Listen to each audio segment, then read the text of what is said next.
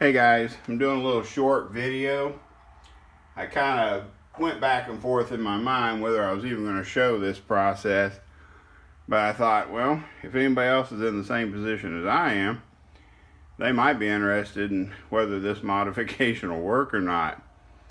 Basically, what you see before you is an adjustable tapered ring compressor for a small block Chevrolet. I cranked it down as small as it would go, and it only went down to like 4 inches. So, just in case you guys don't know how this works, it's just basically a tapered aluminum cylinder with a split in it. It's just got a large worm clamp that goes around it so that you can compress it down to the smaller sizes. Well, I have this old school small block Chevy stuff that doesn't fit these little bores of these LS engines 4853s.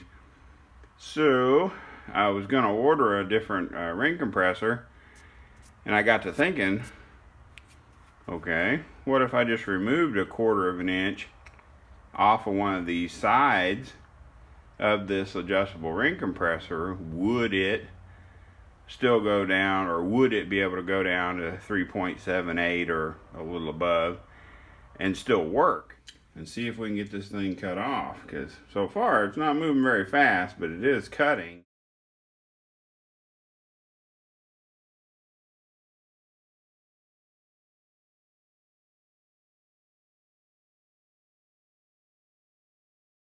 Alright, I finished the cut. Trying to repurpose some of these old school small block parts and tools that I have laying around. I did hit it with a flat file to clean up this, where the Sawzall blade cut it. I went across this edge with the just hand file, big large hand file. Got all the burrs off of it. Tried to wipe it clean. It's been in my toolbox for a really long time. But basically the way this thing works, the taper is up here on this end that funnels your rings into the tool and makes it work.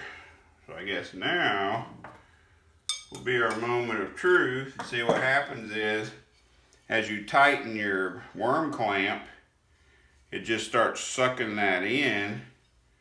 And you can see this is made for small block Chevys. Does not work on these little baby LS pistons. Might actually require a little more sectioning out.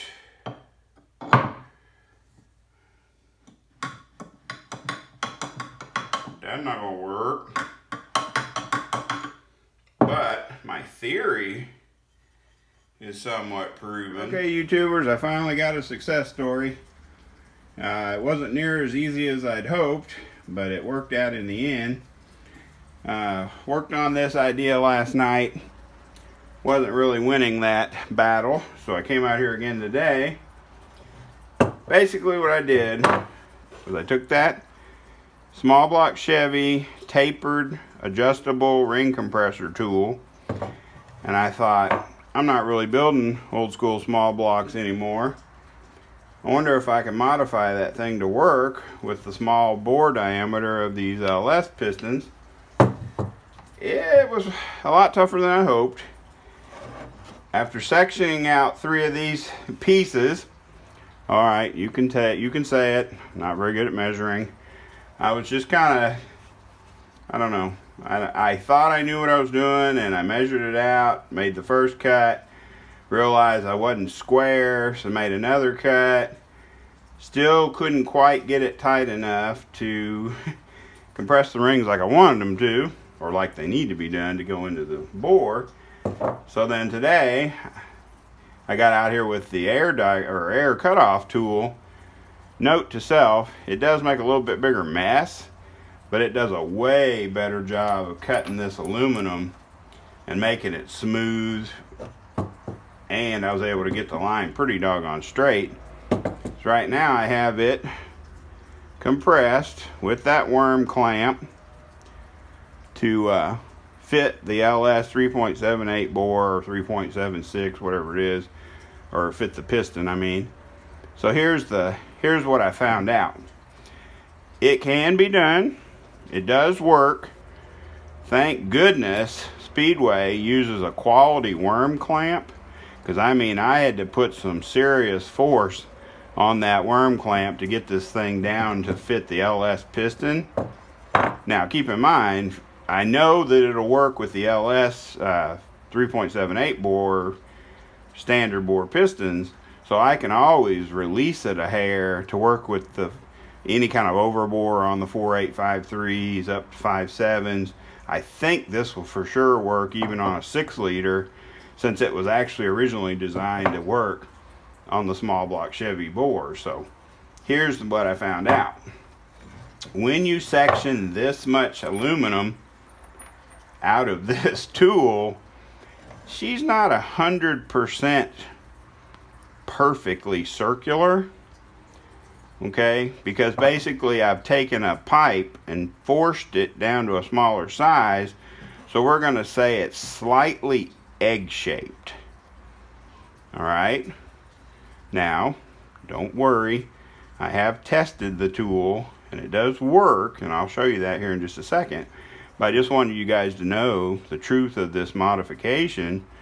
Cutting this small block Chevy tapered ring compressor down to where it worked did make it slightly egg-shaped.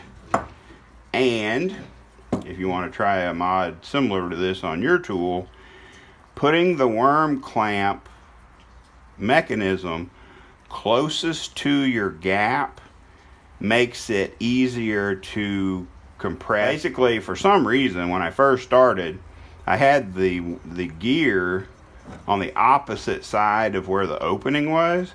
I couldn't even get that thing anywhere near compressed together far enough to work. And then just on a whim, I thought, maybe the added frictional resistance of trying to slide that band around the circumference of the tool is somehow hindering me. So I literally moved the little worm gear thing over here by the opening, and it worked perfect. Now, I mean, it's tighter than a banjo string, and then I had to loosen it a hair. That's when I found out it wasn't perfectly round. So I basically got it now where it fits, you know, 3/4 of the diameter, fits the way I need it to compress the rings. So let's see this little modified tool in action. Okay guys, what I did is I just have one of my extra 4.8 flat top pistons from I think this originally came out of the 2002 block here. I just wanted you to know, I put a set of used standard piston rings, all including the oil control and first and second rings. So then I came over here. The way this works, you drop it down in the tool. It's hard to do if you don't get your thumb out of the way, dummy. But you drop it down inside this tool, and it literally, you think it would fall out the bottom, but it doesn't. So then you get your dot to the front, get your skirt down in the cylinder. Okay, boom. So now we got the skirt in, we've got the dot going to you guys. Then basically, you just hold down on this tapered ring compressor to the deck surface.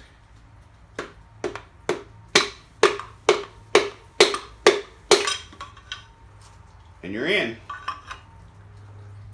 So, my modified small block Chevy ring compressor, even though it's not 100% circular anymore, still works perfect for installing pistons down in these LS engines. So I am happy as a clam. I finally have a success story of modifying something and making it work. I say that just trying to be funny, because that's kind of how I do everything, is trying to modify things that aren't necessarily meant to be used for certain purposes and trying to make them work. So I loved the convenience of the tapered ring compressor doing, you know, small block Chevy engine builds. So having that convenience to do the LS engines now, that's a blessing. I'll take that every day. So there is the modified Speedway adjustable. Now I can call it my LS adjustable tapered ring compressor, and I have everything I need now for when I go to assemble this 4.8. I appreciate you guys watching these videos. This one ended up being a lot more segments than I originally intended, because I didn't know it was going to take that many cuts to try to finalize this, and how far that thing actually needed to compress to meet those little tiny pistons. So anyway, I appreciate it a lot, guys. Hopefully this channel is getting some better content, and maybe you guys can share with your friends. Like, subscribe. I hear a lot of things about you have to hit the bell and ask to be notified for all uploads. So if you guys are getting that option, you know, please hit the subscribe, hit the bell, and then ask for all the notifications possible, so that all this fun and all this work doesn't go to waste. So thanks again for watching.